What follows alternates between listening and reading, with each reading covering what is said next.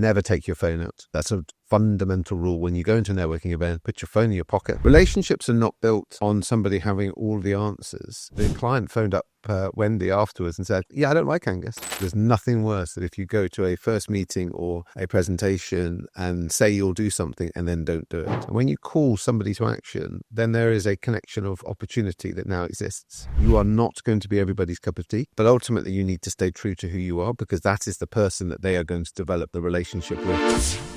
Welcome to the Lunch at Work podcast, where we talk to experts about how to make workplaces better. Angus, thank you so much for joining us on this episode of the Lunch at Work podcast. You're very welcome. I am really inquisitive, and I have noticed over the last 6 or so years that we work together that you are really good at doing something that not a lot of people are very good at, that doesn't get talked about enough, and that is that you are very good at building relationships, specifically business relationships with clients and customers and other team members. Is this something that comes naturally to you, or is this something that you've built on over the years? I would say it's more about observation. Over the years, I've watched different people in different environments, and I sort of adapted my style, and over the time and as I progressed my career, I found that it's become a lot easier to build those relationships with people and find little sort of traits within that relationship foundation that allows us to actually find some sort of connectivity. But what I would say from the outset, it's not foolproof. It doesn't always work, and it has to be genuine. And there's a lot of lessons and learnings that I'm still going through now, which allows me to find a better way to make sure that I'm being a better listener to the potential clients or existing clients that we have. You are currently one of the MDs at BM. Ryan, have you always been in that sort of managerial role? How did you start out? Start my career? Yeah. I started off in HR after studying hospitality management. The journey that I went on was one of a graduate scheme, which quickly became very focused on how can I earn as much money as young as possible, as most of us do. And I actually left the graduate scheme and went into a management role quite quickly. One of the best things about that learning part was I managed to do all the sections within the business. So I learned everything from the ground upwards. I guess that made me genuine in my approach to the team members. And we could often focus on building relationships with clients and sort of senior people. Actually, this is about building relationships with everybody within the business as well. And that's the leadership part that I think is the foundation of how we have built a very strong team within BM. That then took me on a journey of different contracts, different businesses that I ran the catering for, and then ended up with an opportunity to become an area manager. In my early part of BM back in 2009, I went to a site near Basingstoke, very junior. The client phoned up Wendy afterwards and said, yeah, I don't like Angus. Wendy phoned me up and said that, yeah, we need to take you off this account. I was devastated.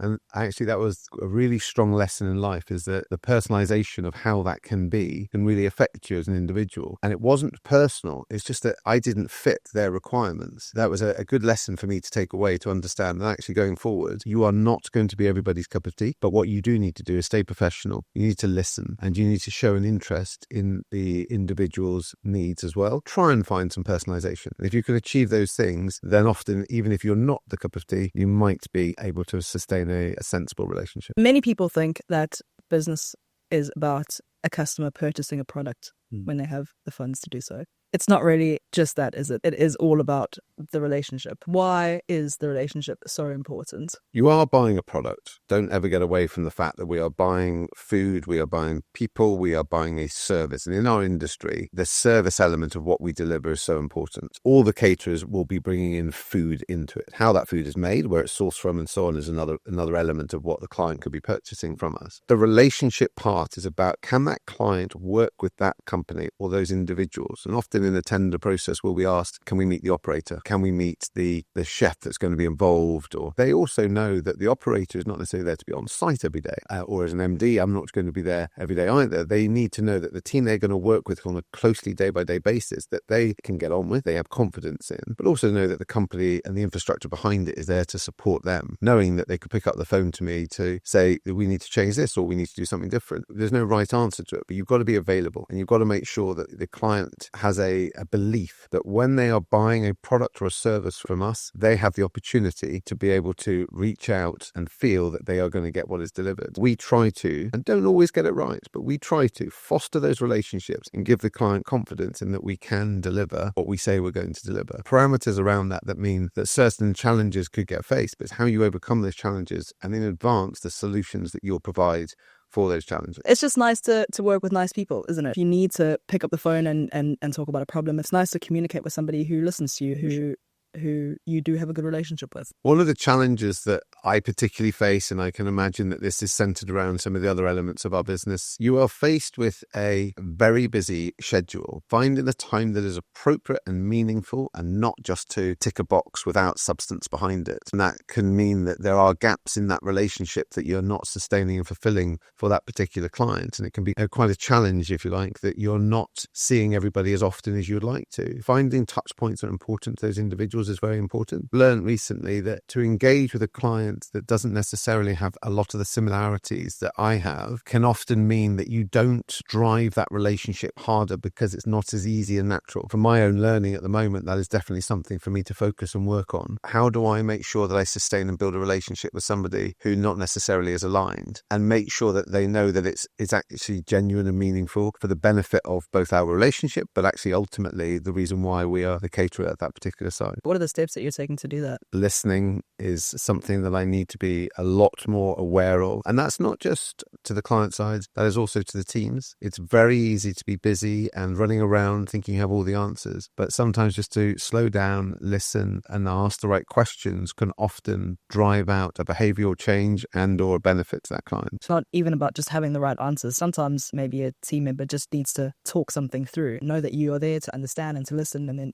kind of work through that problem on their own. Relationships are not built on somebody having all the answers. During the pandemic, we were all learning about new words and new laws and things that were going on that were causing us all challenges. And somebody who worked within the team, they said, it's okay not to have the answer. And so I've sort of got a phrase now that whenever I don't have the answers, I'll go and do some homework. It is important to give accurate information and not just trying to give information that just satisfy the moment. It's okay to get it right the next day than get it wrong in the moment. If a customer asks you for something, you may not necessarily know the answer straight away, but it's okay, I don't actually know that. I'm just going to go find out for you. Really good examples of our industry. Customer who comes into a cafe or restaurant who's time poor doesn't want to be waiting to hear the answer. To actually stay compliant and be appropriate in how we deal with that, there needs to be a paused moment to check the accuracy of that information. And it's the same on the client side. It's suddenly there's very much of a need for a piece of information. It's about managing that time and making sure it's appropriate to be able to deliver it, again, accurately and not rushing it. As time has progressed, we have felt it slightly more appropriate to challenge clients to be able to give them a time frame for us to work within to make sure what we provide is of a high standard. Trust is really, really important. So how can you ensure that you establish trust from the get-go, from the start of a relationship, from the first handshake? You have to be who you are. If you're trying to put on a show, you can be seen straight through. You can become salesy. You could become almost arrogant in your approach. And I think you need to be true to your own values and who you are when you're presenting or you're meeting somebody for the first time. There's an element of nervousness. There could be confidence. There could be different scenarios are going to create different sort of emotional traits for an individual. But ultimately, you need to stay true to who you are because that is the person that they are going to develop the relationship with. Your first engagement needs to be one of a solid professional nature. When you shake a hand with an individual, it needs to be done in a very meaningful way, looking them in the eye and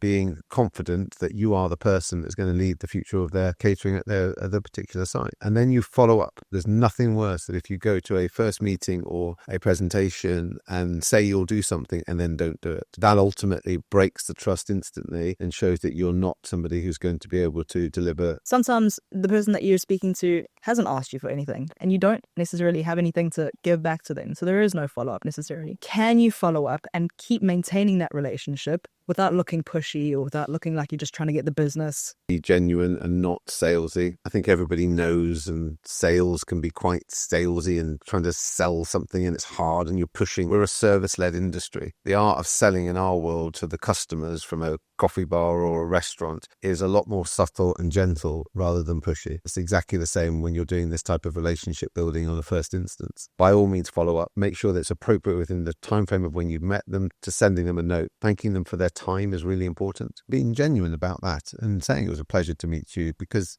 hopefully it generally was. And then leave an action. Now that action could be one for yourself to follow up on in, again, a timely manner, or it could be asking them for an action. And when you call somebody to action, then there is a connection of opportunity that now exists. And if either party doesn't follow through on it, then there becomes a question about, are we actually going to go into a relationship together within a contractual status? I stumbled across a LinkedIn post a while back where Michelle Monroe had met you somewhere and you'd had a chat to her. and you spoke to her about the 60-20-20 rule. What is that? And why was she so compelled to write a LinkedIn post about having that conversation with you? Michelle Munro is somebody who supports people within leadership, within hospitality, and has done some work with Adam Byatt, who we partner with down at Trinity. And some of our team have gone down there. And after a what's called a Super Saturday with the team from a couple of our sites, all I heard about this lady was that she was incredibly engaging and insightful about the world that we work in. I agreed to have a lunch with her and a good chat, and it was a lovely, lovely hour and a half. There was complete engagement from both sides. Her leadership style is one of very inquisitive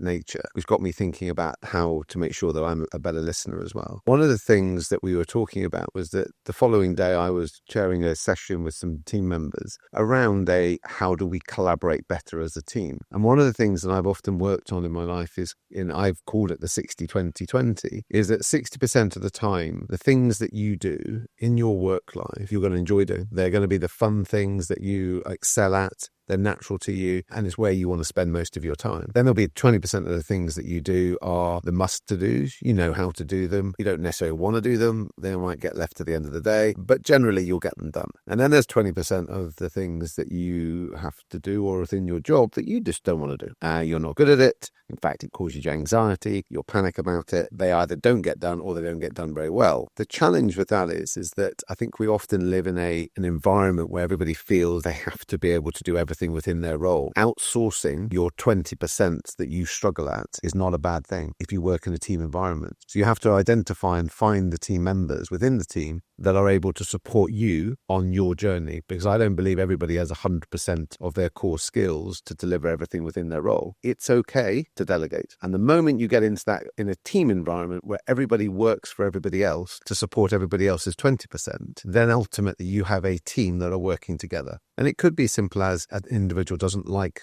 entertaining a client. It could be that somebody doesn't like the P&L side of their job. I guarantee there'll be overlaps within your role that you can pick up something or somebody else and make your life a much more enjoyable place in the workplace. That it's okay to delegate. As long as you're not abdicating and as long as you're doing it in a team. What is your 20% that you delegate? What's the stuff that you just don't like doing? Stuff. Or that you struggle to do, or that just is it's the end of your day work. The thing that I really struggle with is that the written communication in a team environment, verbally, I think that's one of my strengths. But the clerical side, I struggle with, not because I can't type or anything, but more to do with the fact that it's taking me away from my natural element of building those relationships with people. I spend so much time on the phone that actually takes me away from spending time with the computer. That time spent on the phone is building those relationships and listening to what those people need. Do I get the right balance? Maybe, maybe not. Maybe it's 60-10-30. We'll see. I think the percentages could be variable. You've spoken a lot about being genuine or authentic. What does that actually mean? What does it mean to be authentic? You can see through people's traits if they're trying to be somebody they're not, because over time you will understand that their almost game playing is for an advantage that is going to try and elevate them or their business. Ultimately, if you have a genuine or authentic approach to a relationship with a client that is who you are and is who they are, if you click, you will get on and you'll be able to work together. But if you're trying to be fake about it, I just think at some point it will stop working. That's where you go back to those relationships being about where you don't naturally form that bond as two individuals. And that's when you take that different tact and be professional, be inquisitive and be authentic in that approach. People may not click, but that's probably because they haven't, like you said, taken the time to really get to know that person, because there is going to be something along the line that you have in common. And that's probably the thing that you latch onto, that you hook onto and try and use that. Have you ever felt like you've been rejected in a business sense in terms of a relationship with somebody? Going to my earlier part of my career when I had the phone call saying that I wasn't to be the account manager for that particular contract, that, as I said, was a really tough lesson at a vulnerable stage in my life, having not long started a new job. So to overcome that was that it's not personal. Take it away from the personal element of this and or reflect on, is there something that you could do to improve that when you meet other clients in the future? But also, quite frankly, suck it up, dust it off and get on with it, because you've got to move on. You can't look backwards. You have to look forward. Do not linger on it, because if you linger on it, you'll start doubting yourself and questioning yourself. Clearly, people get into the roles that they're in because of something you must be doing right along the way. Own that. You are going to have bumps where it doesn't quite work. In your mind, it's probably not a networking event, but when you go to that sort of thing, when there is a group of people in the room where networking is happening, what's something that you do? I don't do what I did 20 years ago, which was go in there, find the coffee, stand at a podium and look at my phone and hide. Never take your phone out. That's a fundamental rule. When you go into a networking event, put your phone in your pocket, because you've got your phone on, it shows that you're not interested in anybody else in that room. You walk in, shoulders back, put your hand out to shake it with the first person you see, whether you know them or you don't know them, and just say who you are. You never know what that conversation could lead to. What you'll find is that probably a high percentage of those people in the room are feeling nervous as well. So by you owning it and being more authoritative in the way that you command and walk into a room, is that actually people will then look at you and say, oh, who's this chap? And that suddenly opens up doors and opportunities to be able to have conversations with people. No train is safe when Angus Brydon is on the train. It's probably the least British thing that you do, is have in-depth conversations with strangers on a train. Why do you do that? I wouldn't say they were strangers on a train. I don't know Who do you talk to? Well, where I live, I guess there's a lot of people I know from different elements and different jobs and communities, school, the rugby club, but all these different things. That's opened up a high network, and often you don't spend your time when you're in their social environment so you might get a chance to chat to somebody on the train. The next thing you know, you're talking about something and you find out a piece of information. Suddenly it opens up an opportunity. We have just won a piece of business through a relationship that was forged on a train. In fact, that's happened twice to us, from Haddenham to Marylebone. And that's just a great way to genuine, authentic business, is to talk to people and keep it light and casual. And suddenly you get an opportunity that then becomes a formal process, and we've been successful. I don't know whether it's just the train line I'm on, or I think when we look at how relationships are formed across a business, and I have failed at this for sure, and I've learned from it, and I will probably fail again at it, is making sure that when you have people within your business that are all working for one ultimate objective, what you have to make sure is that those relationships that are formed internally within your organization, they are not done through creating a clique or creating something which could mean that you end up having isolated groups within the team. And if you do have that, confrontation is very important at that stage. Challenge individuals and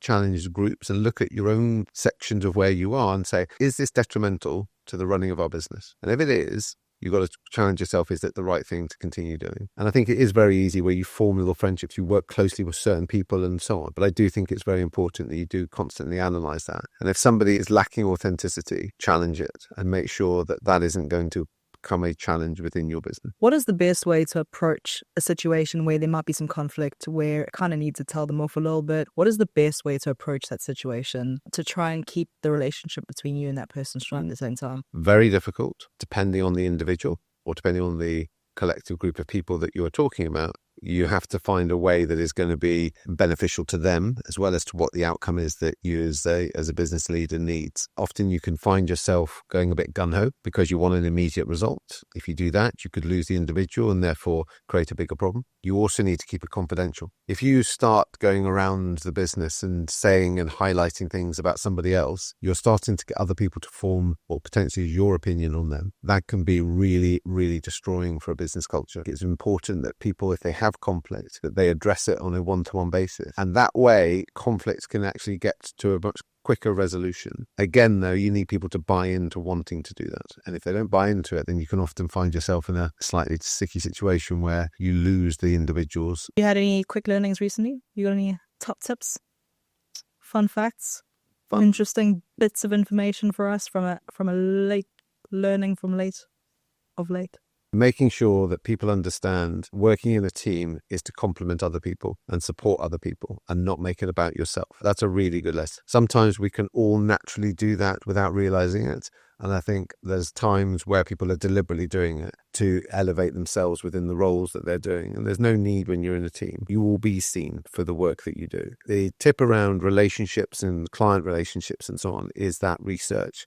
It is about understanding the individual's needs and what they're looking for, but not making it about yourself and making it about the fact that they are looking for a service provider to deliver catering. What is it that we can offer them, and how is that going to be a benefit to them? Key things as well, and this is a constant learning, and I believe I've got better at it, but I've still got a long way to go, is the humility approach to relationships. sometimes I know that I can be quite overpowering, and not everybody warms to that. And I think you've just got to know that about yourself sometimes and be a little bit more humble, a little bit more reserved, and be slightly more gentle in the environment that you could be going into until you get to know those people. For me, that is something that is a focus point. You can't treat everybody the same. You want to be who you are, but you sometimes just need to sort of adapt your approach ever so slightly. So you're not barging into a room, you're opening the door slowly.